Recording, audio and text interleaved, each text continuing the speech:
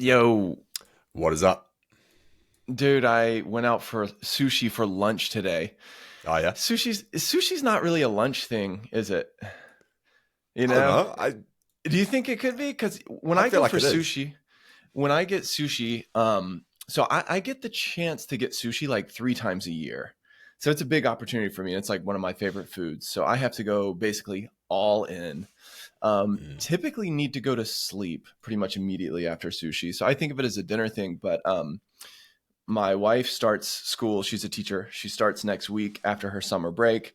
So we went on a little lunch date and I crushed sushi. And I'll tell you one little thing that happened. And this happens to me a lot. I'm curious if this ever happens to you.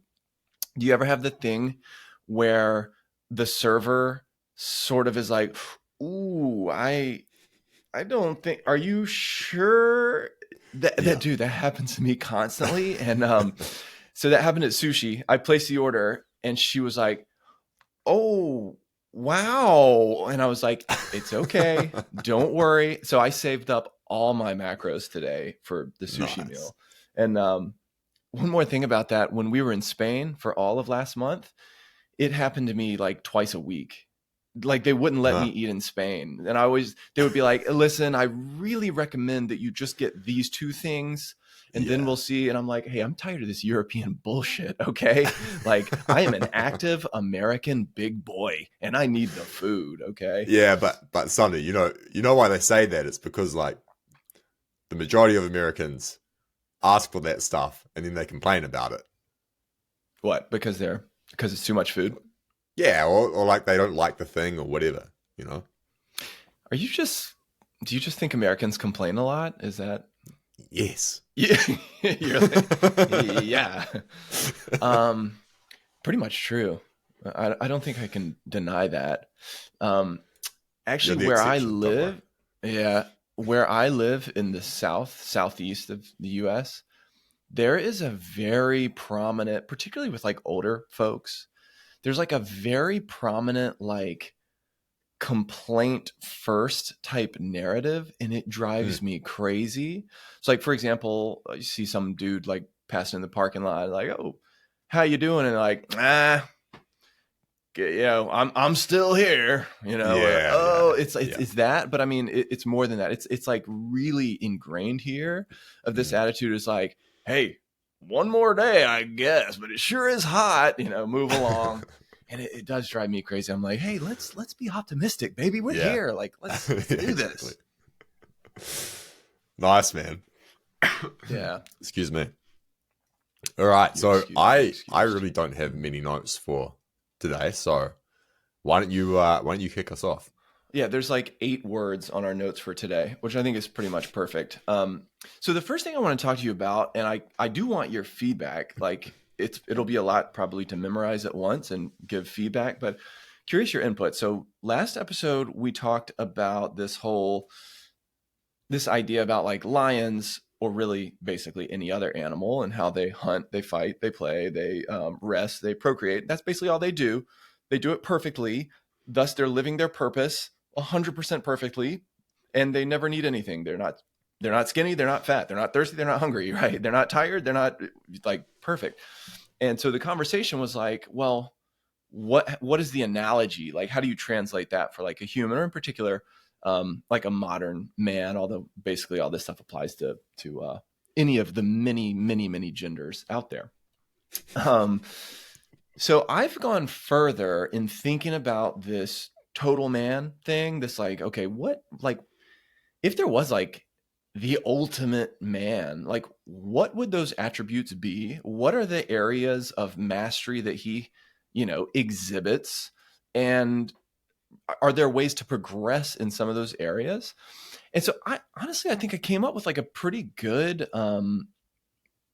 overview of these like attributes and ways to progress in them. So I really want to run these by you. And maybe let you sort of lead like which areas we dive into, because we don't have to talk about like every single puzzle piece here, but Sure. Yeah. basically came up with a wheel. So it's like the man wheel, and there's 7 areas, and the 7 areas where like I would say this kind of like an ultimate man is kind of a master of each area. What I came up with And they start with an inward self focus to like an outward focus. Okay. Mm. So first, physical abilities. Second, wealth. Third, emotional maturity. I don't know if maturity is the word, but, and then you have integrity, creativity, relationships, and spirituality. And so I thought just those 7 alone are kind of interesting because wealth and physical abilities, being strong and being rich, in a cliche way, that's probably top of mind when you're like, who's a powerful man, right? But Mm. then when you dig into like these areas that I was talking about, creativity, integrity, and spirituality, and like really owning the kind of emotional side of masculinity, I thought those were interesting. And it was interesting to me to sort of like sit in those and ask myself, okay, if I was the total man, like, what does creativity mean? Like, do you actually have to be Mm. creative? What does that mean, et cetera? So what I did is for each of those 7 areas, I came up with like a little progression for white belt, blue belt, and black belt. So you can kind of Nice. like, all right, this is what Let's a hear it. noob is like, which I thought was also cool because if you go through them all, you could sort of say like, oh, I'm kind of a black belt in wealth, whatever. Like I'm rich, I'm compounding, like good to go. Mm. But I'm a white belt in integrity. I didn't even know what that really meant, et cetera. So, Mm. so you want to hear some more about some of these, or are there any of those Yeah, yeah. 7 that like jump into mind and you're like to talk about? The creativity one's interesting to me. Like, I don't think I would have put that in if I was coming up Yeah. with 7 areas of So mastery, but it does make sense. the creativity one is probably like a little bit the most difficult for me to articulate. But basically, what I was thinking is that men are generally like exceptional leaders, like exceptional strategists. We think Mm. really high level in a way. And I was thinking through like when you are living a life where you are actively thinking in those ways, you actually really need to be creative. Now, I don't Yeah. mean like artistic. So that's a quick like no, Yeah. Yeah. I don't mean you need to write a symphony.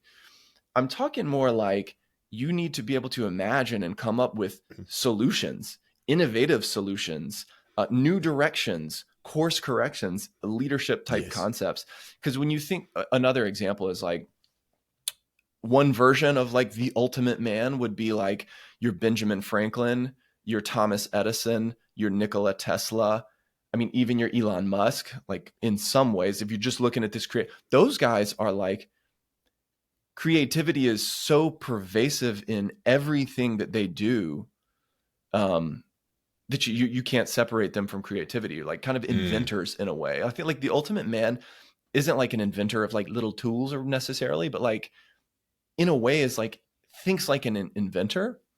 What do you I don't know. You buying that? Yeah. No, that totally makes sense. I agree. I think it's a fundamental part or aspect of being a man, and it's Yeah. something I want to work on. Yeah, so my white belt, blue belt, black belt for creativity, which needs some refining. The white belt is somebody who brainstorms. Like, hey, it's Mm. cool to think differently. Like somebody who's like starting to embrace the idea of first principles thinking. And Yeah. then you get into blue belt, which is like I consistently use and feel sort of my creative power, and I use it to like try to improve things around me and in Mm. my life. And then black belt is like, I am known as a visionary thinker. Again, like your Yeah. Edison Musk type thing. So I don't know if that's like concrete enough, but that was my take on integrity. And then, by the way, for each of those 7 man buckets, like I don't know what to call the 7 areas of the man graph. I put together like a few quick hit resources. Like if this area is interesting to you, grab these 3 books, like hit the road. And for this, for creativity, I put down Big Magic, which I think is a really unknown, Haven't I've underrated heard of book. that book, but I haven't read it. It's awesome. It's by Elizabeth Gilbert, the person who wrote Eat, Pray, Love. So you have to get past Wait, so that. she's not a man? No, no, no. Ah, This well. is imagine Okay. the writing of a woman being applicable to achieving ultimate masculinity. Absolutely. And then, okay, The Artist's Way, written by Julia Cameron, Good book. also.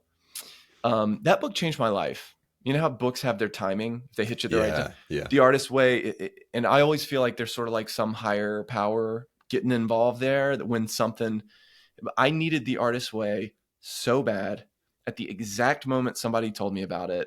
The day that I started, it was like that. It was, it was like written in the stars or something. So that's a big one for me. And then The War of Art is a great book. And then the Benjamin Franklin bio. Do you know much So about good. Benjamin Franklin?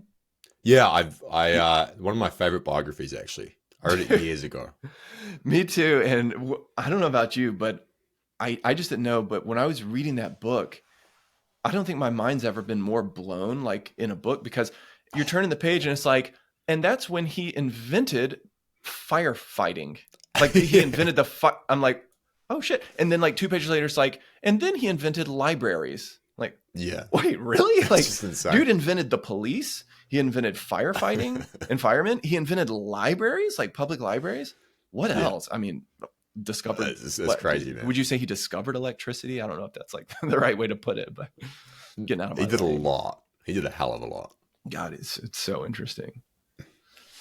So that's creativity bucket. What's another one we should touch on? Let's do the physical one, because this is quite obvious and close to home for both of us. And the reason why this is interesting to me is because it's not as simple as like the ultimate man is really strong and fit. Sure. My black belt definition and what I'm working on in my own sort of fitness life is I want to completely believe that I am prepared for anything. Yes. That's kind of my training philosophy. And I don't mean like Armageddon, like I'm prepared for the zombie apocalypse. Like I am coming to my bunker, bitch. But no, I'm just kidding. I just mean like, if I need to go run a long distance, no problem. If I need to fight to protect myself or my kids, I got it. Like if I need to go do some squats or pick up a big ass rock or go hiking with my family for 3 days, good to go. All the baselines are elevated for endurance, strength, mobility, and combat. And I think the combat thing's super interesting because nobody adds that in. When you talk about the full picture of fitness, people don't talk about combat. And I don't know, I've just come to believe that like, if you're strong and you have endurance and you're a fitness oriented person, you need to be training some combat skills. You want to be hard to kill. That's how I think about it, which is basically what you just said. Like, okay, you're in a situation where someone's being aggressive with you. Like Jocko would say, go away, run. Like, don't get into the fight for obvious reasons. Yeah. You never know what they have. But if you can't run, then like you're kind of screwed, like you got to fight.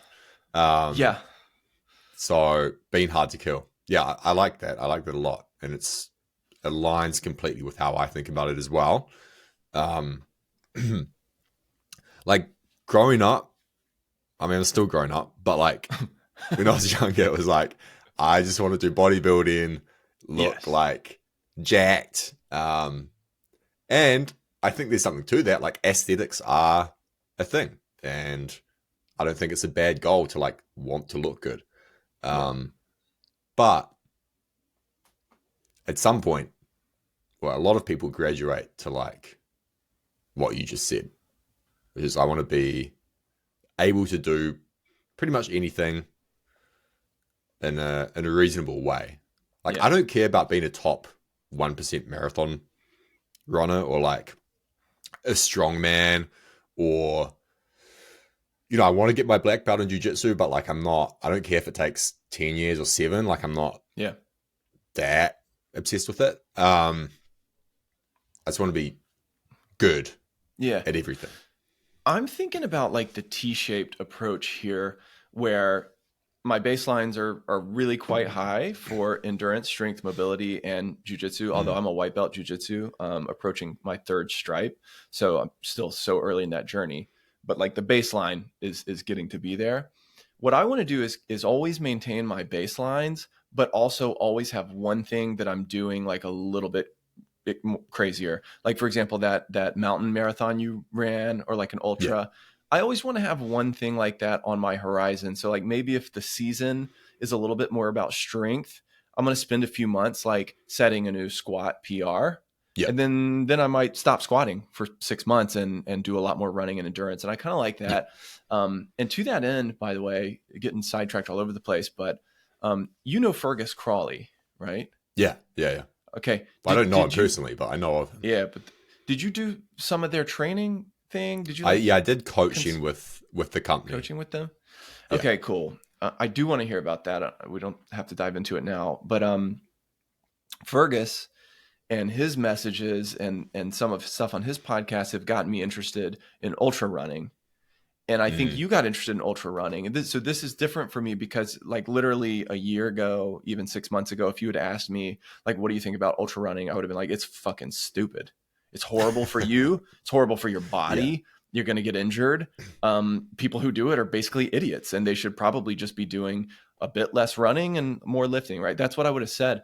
But now I'm starting to think, as I see these quote hybrid athletes who can like squat 500 pounds and then run 50 miles or like 100K, I'm starting to think there might be something to that, like the diversity of that training going really deep on like some super long sort of crucible type of run where you're on this journey. And what do you think about ultra running as a I think this feeds into like a meta concept of not all training is fully optimal, and there's trade-offs in everything. It's like if you do a lot of ultras, yeah, there's going to be some negative effects to that. Like it will wear down your, like look at David Goggins, like his knees are absolutely destroyed, so when like he puts pictures of his feet on Instagram, it's so fucked up. yeah, It's exactly. so bad. And then it's like, yeah, you look at guys like Ross Edgley or what's I going to say? Take jiu-jitsu for an example. Like if you train jiu-jitsu for 40 years, your body is going to be pretty wrecked at the end of it. Yeah. But that's just a trade-off you make because it's like, what are you optimizing for? Fun, challenge, enjoyment, like all these kind of things. So if you want to have like the perfect fitness and optimal body, it's like, yeah, maybe you don't go and run ultras. Maybe you just do like a ton of zone 2 on the treadmill and like, it's kind of boring, So the way I see it is like, I don't care. When I did the mountain marathon, I was like, I don't really care that much about the fitness. I did get fitter. Yeah. I care about the challenge. Like I care about the mental barrier that's there, like overcoming that. There's a book called The Comfort Crisis. Have you heard of it? Yep. Heard of it. Haven't read. I think in that book, I could be wrong, but he talks about this Japanese concept. It's like, I can't remember the word, but it's this Japanese concept. And it's like, you do one extremely hard thing once a year. I like that. I need to Google this. It's like, it's great. And that's how I think about it. So after you did the mountain marathon, are you putting Misogi. sort of Misogi? It's called Misogi challenge. Okay. So you did something hard. Are you kind of paused on long distance running for a while? You did that and to kind of train something different. So that's what I'm wondering. Like, does it make sense to just be like, I'm going to run one ultra this year or, within the next year, and that's it for my endurance kind of stuff. And then I'll just kind of go back to normal. Yeah. I would do it. And Misogi is like a Japanese philosophy where you do one really hard thing a year, right? Yes, basically refers to a unique and challenging practice of purification. So in traditional Japanese culture, it involved immersing oneself in cold water, which every biohacker and entrepreneur does these days. It's not special, including yourself. Ice bath in the morning. But in contemporary times, it's taken on a broader meaning. It's a challenge that pushes you to your limits and forces you to confront your fears, doubts, and weaknesses. Interesting. So that could be like, that could involve fasting. Some sort of solitude, physical. Yeah. Cool. That reminds me of like one time I met a guy in Chinatown in New York, like an old Chinese dude or Chinatown-ese dude. Like it's hard to know, like, are you from China, from Chinatown, et cetera. But he told me that we old Chinese men, we believe that businesses are like wait, businesses are. Oh, I almost kind of forgot what he said. It's like businesses are like your hands. You need one for every finger. And so these guys own Hmm. like 10, 12, like little tiny enterprises or Mm. businesses. And that always stuck with me. I've always been like, man, I kind of want 10 businesses just so I can go around and be like, yo, I got one Yeah. business for every finger, man. That's pretty sick. Chinatown flex. Sucks if you have no fingers, though. What do you do? Just start two really big companies, man. Just two big businesses. That'll do it. That'll do it. Actually, the next area in the man wheel is wealth. And Mm. I've been thinking about this a lot lately. This notion, this one I almost feel bad saying because this can feel almost punitive or like Yeah. disrespectful or something. But there's a part of my mind that says real men are not broke. They might not be rich, but they are Mm. on like a path toward compounding and accumulating wealth in some Sure. way. Now that path is a really long progression to Yep. me. So I broke it down and yeah, curious your thoughts. So the white belt is I'm making some money. Like maybe I even just have a normal job, but I'm making some money. I'm saving some money. But importantly, I have like started to disavow bullshit consumerism. Yes. That was a Yeah. turning point for me where I was like, oh, my friends are spending all their money on new phones and iPods back then and shoes, and I was like, I'm not going to do any of that. And Mm. at that time, I was waiting tables. Actually, I was serving at a sushi restaurant at that time. It Mm. was like age 20, 21. So I got cash tips back then, and I was like filling up an entire sock drawer with cash. And nothing gave me greater satisfaction than filling that bitch up. Just like Mm. slide the socks over one more inch, over one more Yeah. inch, and stacking cash while my friends were like buying video games or something like that. So yeah, my white belt is like saving some money and turning away from like living beyond your means and just stupid consumerism in that Mm. way, which then leads into developing an investor mentality where you're starting a business or potentially buying or investing in a business, investing in real estate. That's a whole different lens, a way of like looking at things. And then your black belt, I don't really know how to define this one, but basically you are on a compounding path of wealth accumulation and Mm. you are above it in a way. I've Mm. always loved this line where it's like you want to work on your business, not in your business. And so it Yes. might look like you have a portfolio of businesses and you have some management layer where you are focused on the bigger picture and kind of the strategies and opportunities, but you're not like in the weeds. That's where I am, for example. I have 3 lines of business that are all completely different, and I'm not in the weeds of any of them. But I'm not like super rich by any stretch, just so Mm. that's clear. Um, but the other version of the black belt here is like, I would think like the CEO of a huge company. Like maybe you're not a typical entrepreneur, or you don't own a portfolio of compounding businesses, but like if you're leading a huge organization and building like a ton of value and wealth in the world, that probably qualifies you in this particular area. Sure. Yep. Yeah, I'd agree with that. I think making a distinction between like total man and real man, just because like, there are guys out there who are like not compounding, but I still think of them as real men. Because of other areas of their They're lives, you not mean? they're not optimizing for money. I guess. Well, I'm in agreement. Like I think you need to be prudent. If you're Mm-hmm. wasting your money, if you have the capability of like earning more, and you should do so to take better care of your family or something like that, or Mm-hmm. and what's in the way of that is just like laziness or desire for comfort or extremely low risk tolerance in it. Like that's something you need to solve, and you probably should do, um, even just on a moral level. So it's like Mm-hmm. I agree. Yeah. My sense is that you're right. Like, I really don't think you need to be an extremely wealthy or rich person to Yeah, constitute the full kind of total yeah, 360 yeah. man.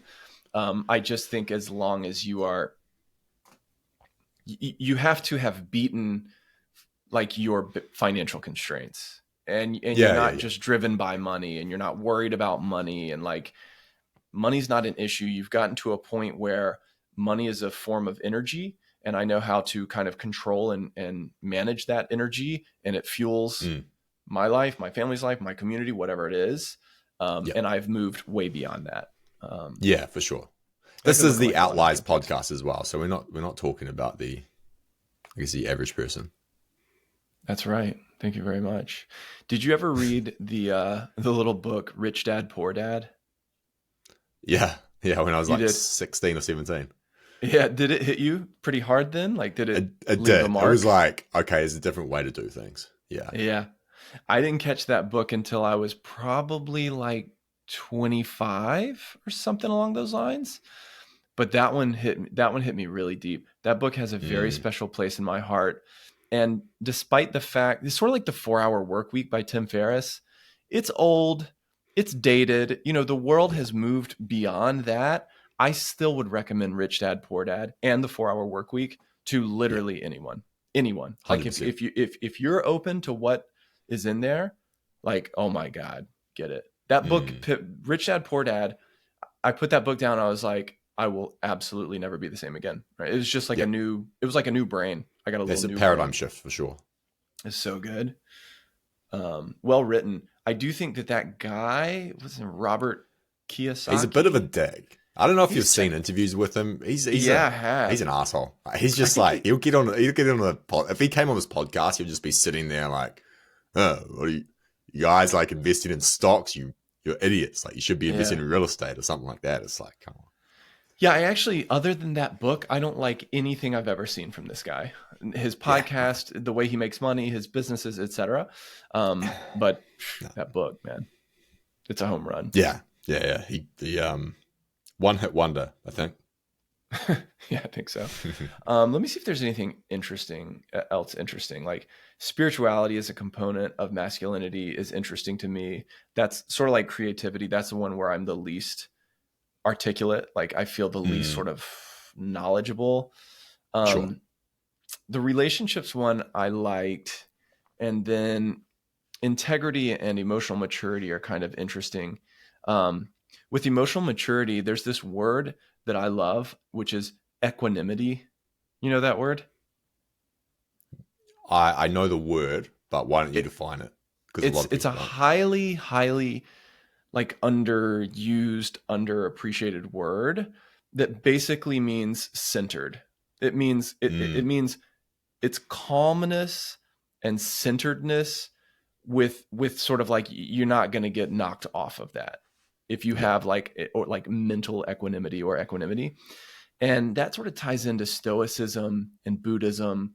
All those things are interrelated to me, which is just basically like a black belt in emotional maturity has a really good management system for their impulses and their emotions. Their impulses and their emotions give them information, but don't guide them or make decisions for them. That, of course, impacts relationships and stuff. So I don't. So Isn't that just mastery over oneself? I guess. I mean, I guess I'm sort of thinking specifically about emotions, Yeah, yeah, yeah, totally. I like but how you've maybe, defined it. yeah, I don't know. So here, let me tell you what I put for the white belt, blue belt, black belt for this. If it you know makes a difference. So white belt is somebody who is starting to try to control their mind. Like they have heard about meditation, they've tried it. They're starting to understand that, okay, I need to shut the fuck up and like listen more. It's kind of just starting on that path. And then I would also think that there's this tit for tat emotional thing when you're a white belt, which is like if you're happy, I'm more happy. If you're mad, it makes me mad. Like you're angry, I'm angry. That kind of thing. And then blue belt, you are getting to a point in your life where you are able to do hard things and quiet your mind. Like that can mean a lot of different stuff, but like you understand grit and toughness. You are engaging that part of your brain. You're understanding stoicism and that type of thing. And then black belt, I have that you have demonstrable mental toughness, your happiness is intact, you generally have high energy and high mood, or like great mood, and you are unmessable with, which is one of my favorite words I got from a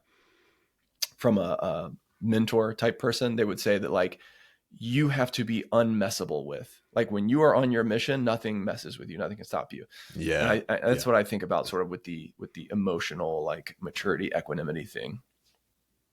I like that. I think it's key, and you've defined it well, because like whenever I hear someone speak about emotional maturity in the context of being a man, I run away from that shit, man. I'm like, I know what's coming. You're going to be Yeah. like, oh, you need to be more emotional and like talk More about your emotions. vulnerable. Like, it's not that. Like, it's Yeah. not. Yeah. So the V word, right? Vulnerable, man, that has become such a big word. Thanks to Brene Brown and Tim Ferriss and everybody else. And, not that that's not important, right? Yeah. But it for me, it doesn't feel useful. Like Well, I it's like can't. you can't. Yeah, Here's how I you think about it. It's can. like I get it. I get the point, but like you can't force it. Like you can't, like when you tell people to be vulnerable, it's like I don't know. Yeah. And Maybe I it's just also I because I'm can't. not vulnerable or something. I don't know. I can't like if let's say I need to go have a conversation with my wife or something that I've been sort Mm, of thinking about all day or whatever. And I'm telling myself like be vulnerable, like just, whatever. yeah.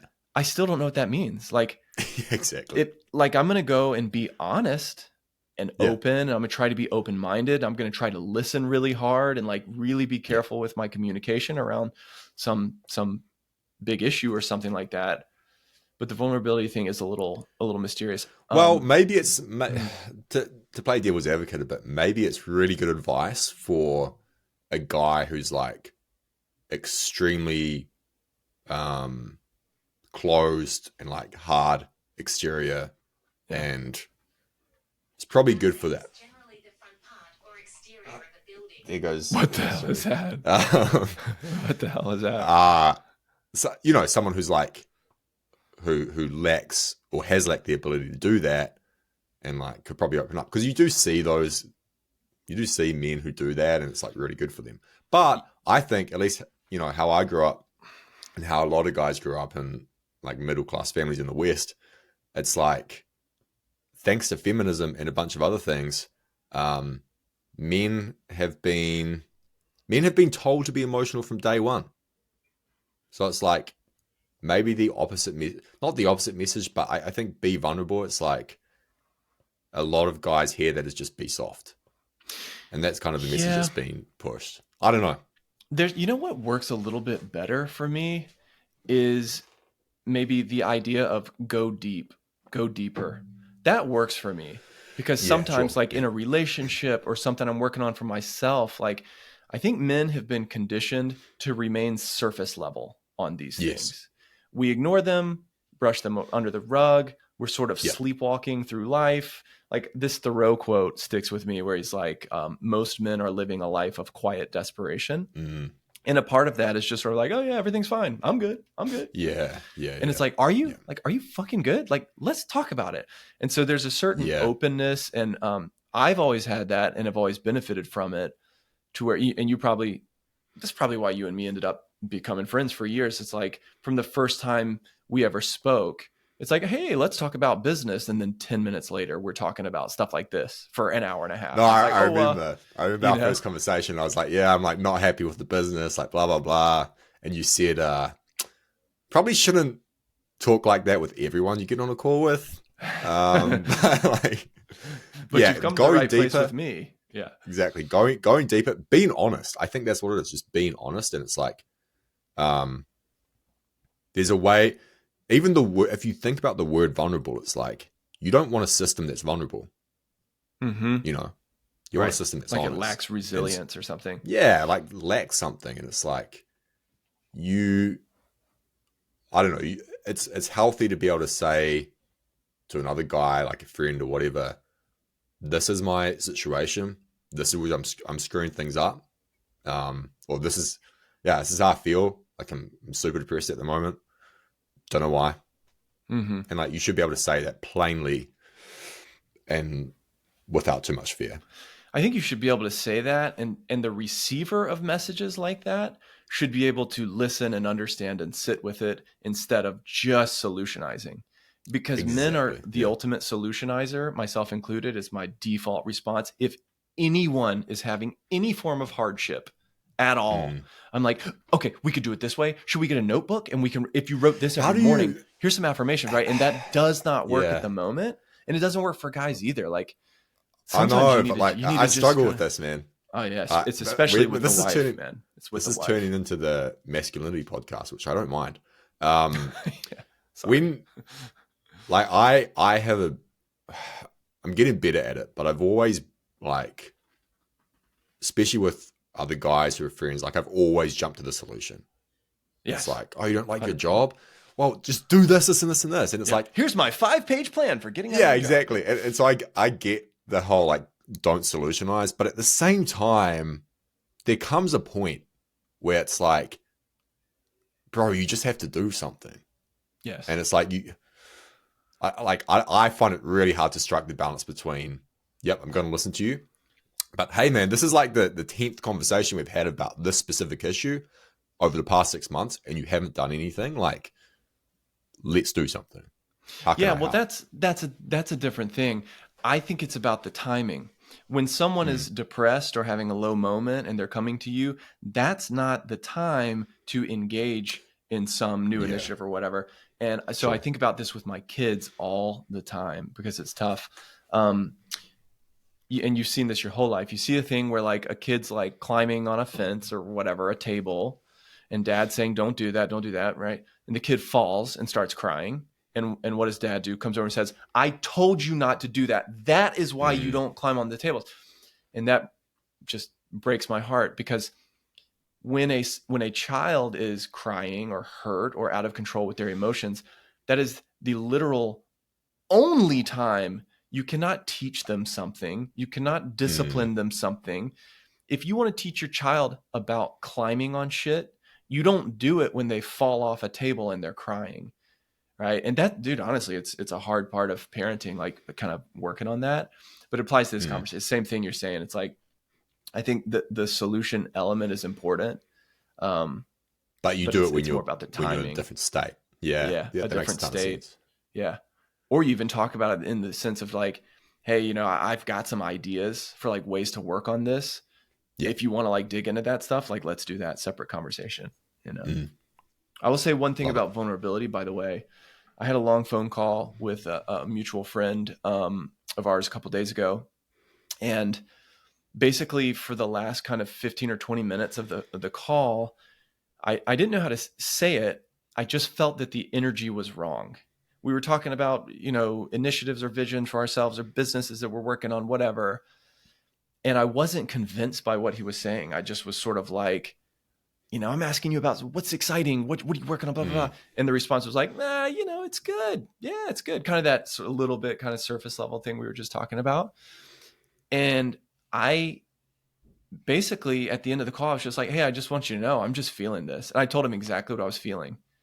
And I was like, it just doesn't, something's off. I don't know what it is. I'm not offering advice, but like the way you said this and the way you said that, and I felt extremely vulnerable. That was like one mm. time where I felt the V word because I went forward with telling him that Yeah, without knowing a solution. I didn't even know what the yeah, problem was. I just literally was like, hey man, as somebody who loves you, there's just something that's not working here. There's some yeah. incongruence is this word that you use that I really like that word.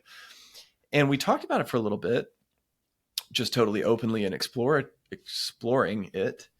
And it triggered like a really big kind of transformation and opened like a whole bunch of new ideas for him over the course of the next Mm, day. And he's like extremely grateful and thankful that that I did that and that brought it up. And I was like, okay, interesting. yeah, Maybe this was vulnerability. I don't know, yeah. but it was great. It's a good moment. I feel closer to I him, love it. you know. Yeah, yeah. No, that's so good. Yeah. Um, Sweet. Yeah. That's So neat. there's more of these that we didn't dive into, but that's good for now. The Wheel of Man. Oh, and I should say um, that this whole concept of what it means to be the total man and to kind of master each of these areas, I am envisioning that as a YouTube video that I'm going to make. So Cool. I've never done that before. So I'm going to need like a bunch of feedback and input from you, kind of just on some of the Yeah, no, beginner that'd be YouTube awesome. I was stuff. going to say it needs to be a piece of content. Like it Yeah, needs to yeah, be yeah. something. Yeah. Well, I sat down, so I was somewhat inspired by your activation energy thing, which I was Mm. hoping we could talk about. But I had that in Yeah. the back of my mind when I sat down, and I was like, you know what? I don't need to think more about this. I'm just going to write the script, force myself to get started. Of course, Yeah. 90 minutes later, I've written 6 pages, Yeah, and exactly. then put it away, walked away. It was like, take the win. And then that night had like 15 revisions in mind, noted them down, have been through a Yeah. second draft. Perfect, Oh, right? nice. It was so, it was easy and hard at the same time. But yeah, do you want to talk about that activation energy thing? Like, what was that idea? Where did it come from for you? And what were the kind of the main insights and Yeah. takeaways? So it's not it's not my idea. I don't know whose idea it is. It's been around for a long time. But Paul Graham had this article on how to do great work, which everyone should read. It's so damn good. It is like a 45-minute read, but it's good.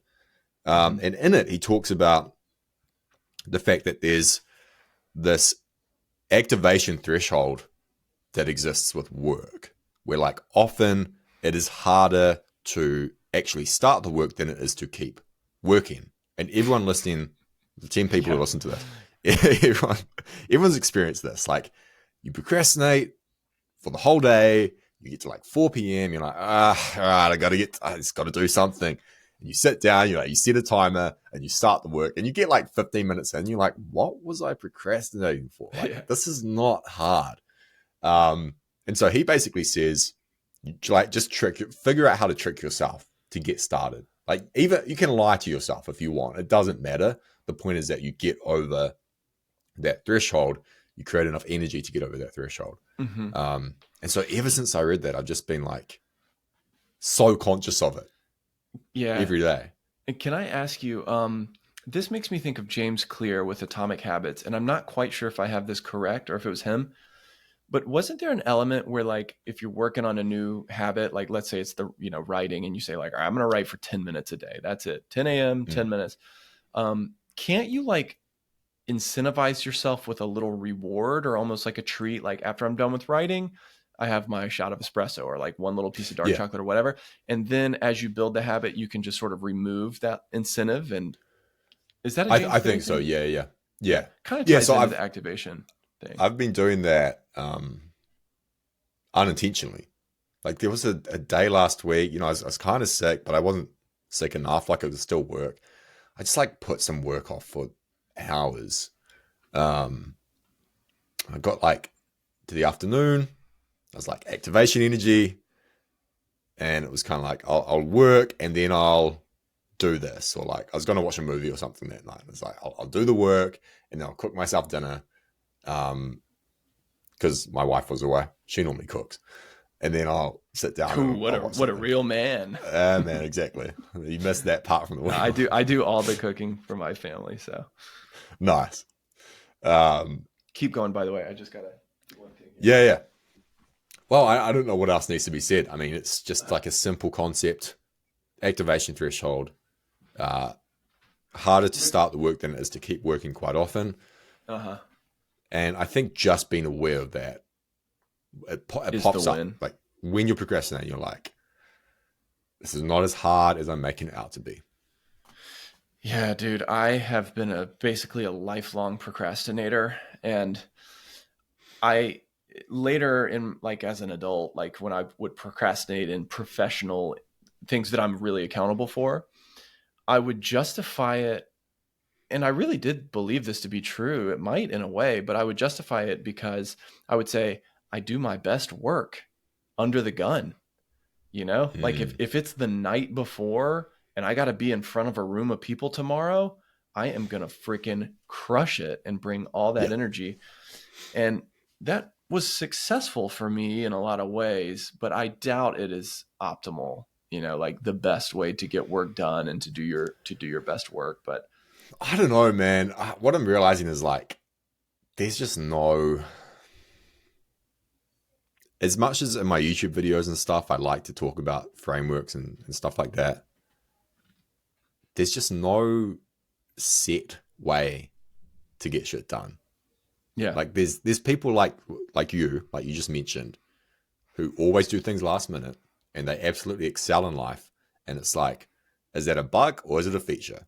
It's like, for me, it'd be a bug.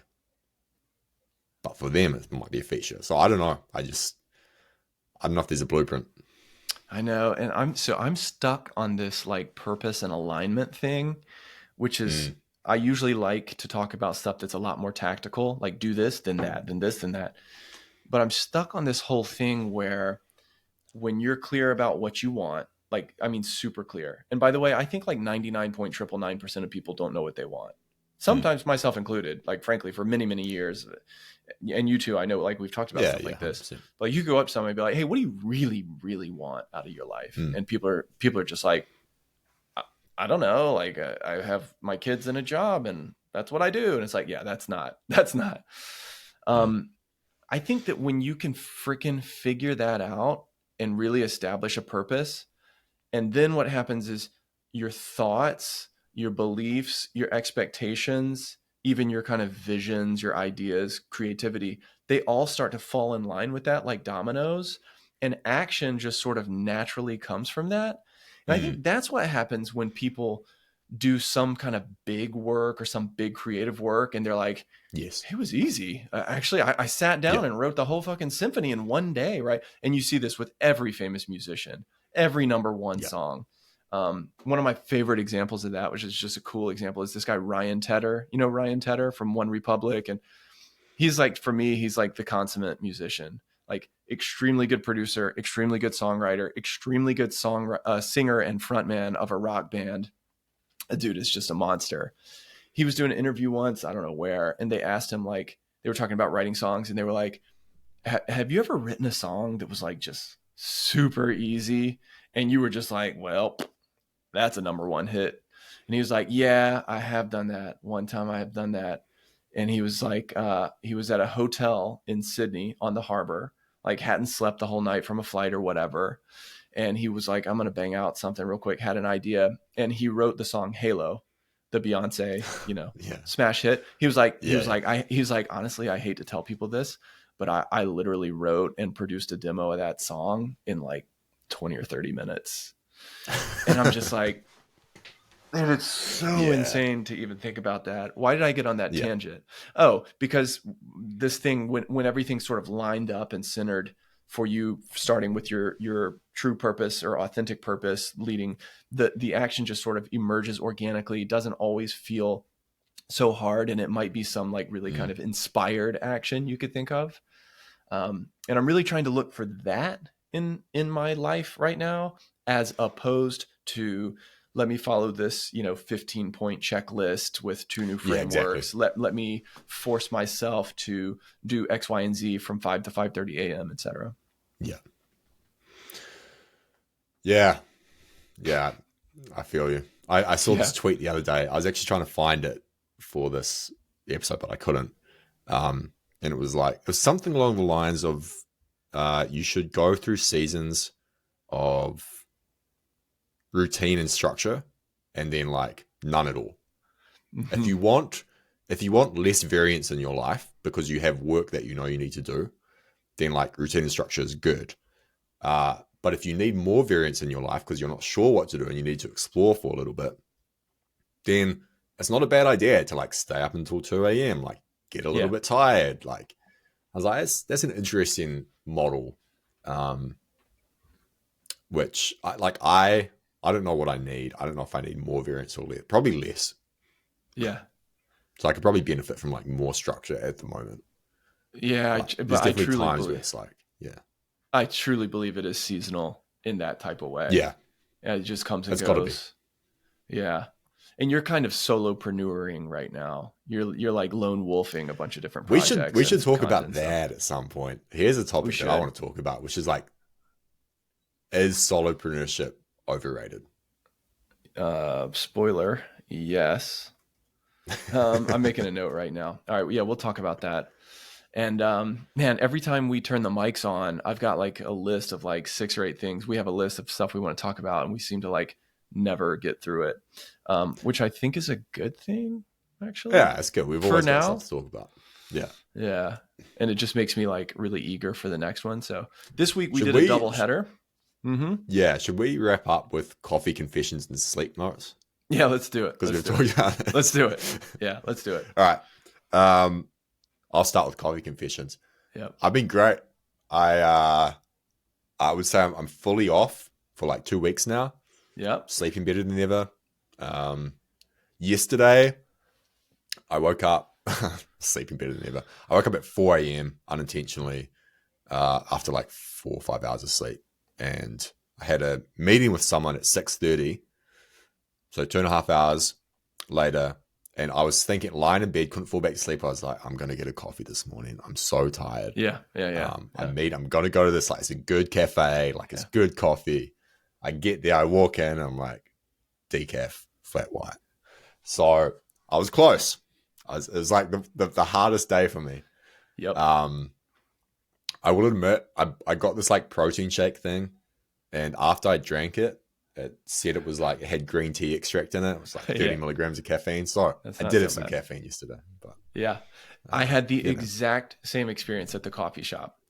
I spent like an hour gearing myself up, having the internal dialogue like, you've earned this one. It's okay. It's just one. You're super tired. You got some high level shit you want to do today.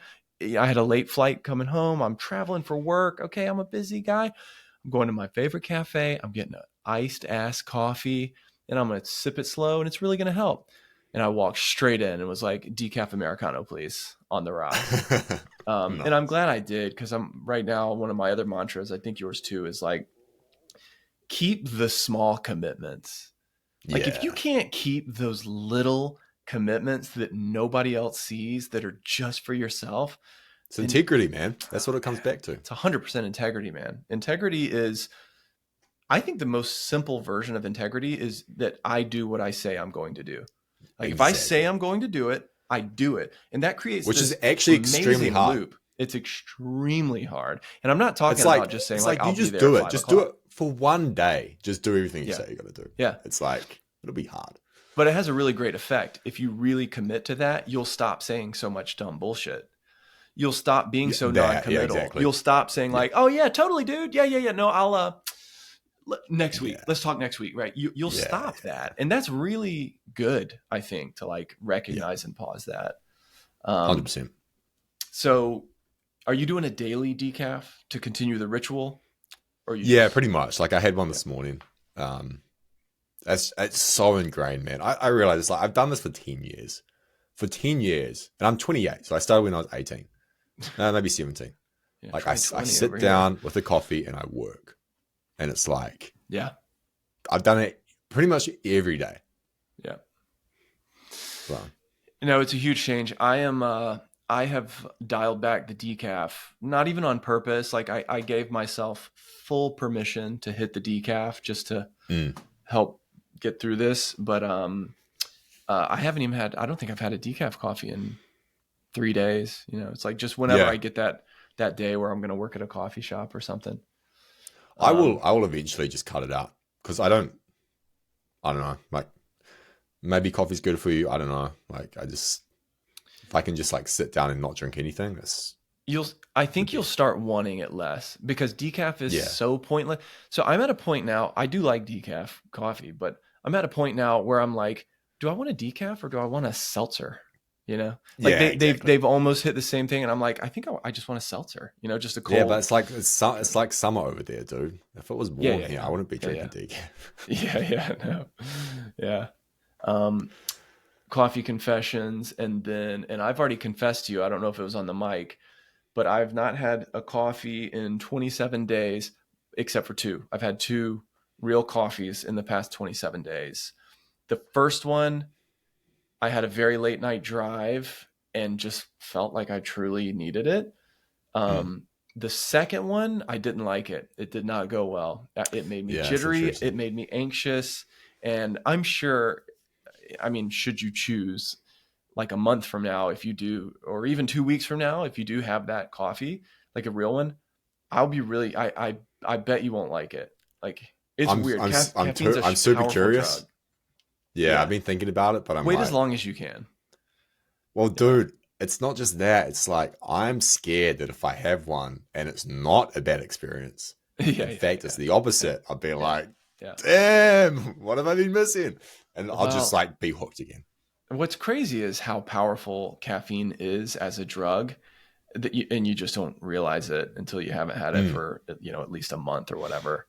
Um, so I'm it sure really there'll come a turned me point off. where I like, yeah, there'll become a point Yeah. where I like need to get work done. I'm tired and I'll just be like, screw it. Yeah. By the way, usually nowadays, especially lately, if I'm really tired and need to get something done, I will like just straight up lay down and rest for like 30 minutes. Not Mm. ashamed. I'm not ashamed to do that anymore. Yeah. And what was the other one? Sleep notes? Yeah, sleep notes. Yeah, I'm struggling with sleep really hard right now because I have this vision of getting up at 4 a.m., getting a ton of stuff done, like even before my kids are up, etc. But the reality is, I know for a fact that that is not my optimal sleep schedule. And Mm. the reality is, and I have felt this many times, sometimes getting up at 4 a.m. feels very counterproductive and very arbitrary. And I like this morning, I got up at 4. This morning, I got up at 4 and I couldn't go running. I couldn't, literally. I was like, I'm extremely tired. I feel like shit. Mm. It feels like there's cinder blocks on my legs. I did do like a lot of heavy deadlifts yesterday, but I wasn't rested.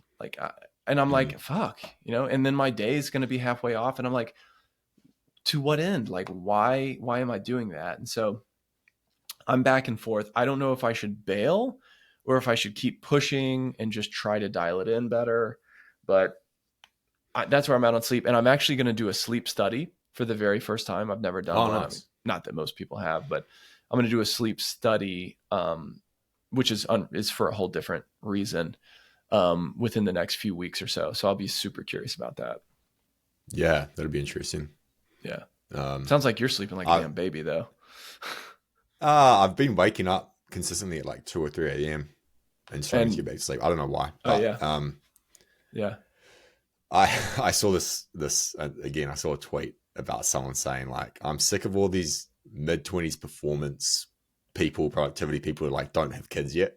And I was like, I'm in this ah, tweet. So like, I'm that's super me. hesitant to talk about anything related to sleep and like morning routines because it's easy for me to do whatever I want.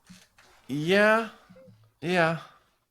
I hear that. But at the same time, like my thing about when you start having kids is you need to be freaking ready. You need to Yeah, have your house in order. I'm talking about this house. And yeah, most people aren't. Of course, I wasn't all the way, but like I would want to be like really working on and dialing in all the type of stuff that we talk about before having my sure. first. And I don't know, honestly, dude, you'll find there's a lot of different experiences out there. The idea that as soon as the baby's born, your life's over. You're never going to sleep for the next 2 months. You're not going to be able to get anything done. You're going to be walking around in a haze. That's honestly like it literally doesn't have to be that way. It does not have to Yeah, be that way. Some days will, but with my third, of course, for more experience, it just wasn't that way. Like it was mm, easy. It was joyful. We got as much rest as we possibly yeah, could. Harder for my wife, of course, like due to feeding the baby all night and stuff like that. But yeah, I have a whole bunch to say about that, which will be a different episode, yeah. a It's a very good point. fatherhood episode. Um, anyway, I don't use an alarm basically. Yeah, I just wake up, which that I go back and forth, and I'm like, I like the idea of getting up at 4 a.m. every day, and like when I do, there's an energy to it. yeah, But I think just with the quitting caffeine, it's like, no, I've been doing this for a while actually. I wake up when I wake up because I'm like, sleep is the most important thing. I just yeah, do not do well if I get a bad sleep. I'm the worst person. I'm super weak in Totally. that regard. Like if I get 4 hours of sleep, I'm like, I'm not a good human being at all. Totally. So Totally. Yeah. So I slept for yeah, 5 hours and 45 minutes last night. Um, couldn't even go for a run this morning, but stretching felt good. Stretched for an hour, went for a 45-minute walk. And then after breakfast, I went to my 1 hour like MMA striking class. And that's where I nice. really feel it. I really feel it. Yeah, Like yeah, I'm the like physical like stuff. I'm moving slow. I'm like, God, I can't even hold my freaking arm up, stuff Oh like that. man, Um, but we're making you it. probably can't see that. Probably Yeah, good scores, man. Upper 80s. 8 hours and 18 minutes. Yeah. I have done the no alarm thing a lot for extended periods of time. Um, with what happens though is that my kids are my natural alarm, and over the Mm, course of the last 5 years, 6 years of having kids, I have found that if at least one of us, me or Katie or both, if we don't get up at least a little before they do and get a few things or just sort of set the day, the wheels come off, dude. They yeah, just that makes fucking come sense. off. And the kids have some sixth sense when they walk out of their bedroom and you're still in bed or you're coming out at the same time. They're just like, oh hell no, you did not get this day set up for me, right? And they just go straight in on Yeah, tantrums you and want to do blowing you want to up do and your not ice eating. baths? You And want to go for a run? No. no, just hang out with my kids. That's all you need. All right, Anywho, something to brother. look forward to. All right, man, this was fun. We have a bunch more to talk Yeah, about man. next week. Sounds good. Catch you Peace. later.